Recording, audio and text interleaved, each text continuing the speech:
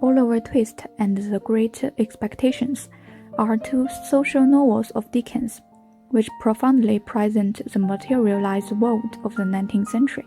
Silk, which appears frequently in both novels, has different meaning.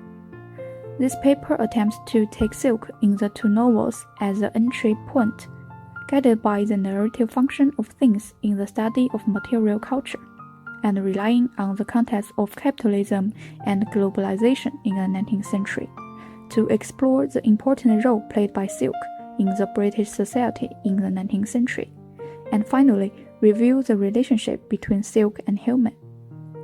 We argue that silk is no longer an accessory of human beings. It not only affects the relationship between people, but also plays an important and even decisive role in the relationship between countries. First, explores the effects of silk on human beings. Material culture scholars put forward that things are endowed with symbolic value, which can construct people's social identity and personal identity.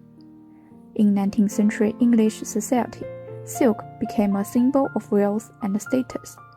Through Charles Dickens, Oliver Twist, and Great Expectations, we will sort out the important research results and review the fascination of Victorian British people with things, and sort out the themes of silk in the two novels, and finally present the main wheels of material culture research on the narrative function of things.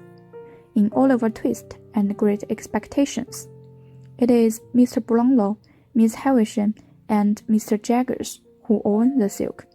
They all belong to the leisure class and enjoy the same social status, but there were differences in their silks that constructed their unique individual identities. Second, explores the relationship between people and silk. Material culture studies advocate that inanimate objects are also actors, capable of acting on human activities. In Oliver Twist, silk handkerchiefs, different from other common handkerchiefs of practical value, participate in human activities.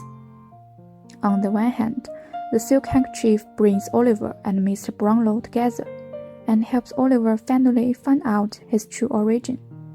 On the other hand, the silk handkerchief in the novel ties Jack Dawkins and Charlie Bates to the immoral thief, and directly exposes the rapidly developing contradiction of human capitalist society.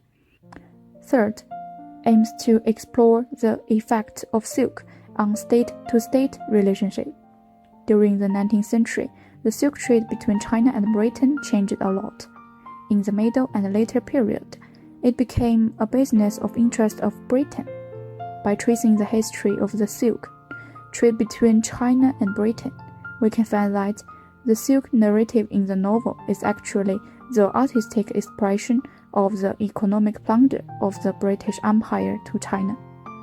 Britain in the 19th century was a capitalist empire and an empire in the era of globalization, with materialism as its core concept.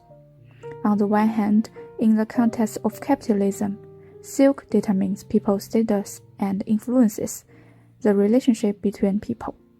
On the other hand, in the context of globalization, as a traditional Chinese thing, silk is the other of British culture, which has caused waves in the relations between China and Britain.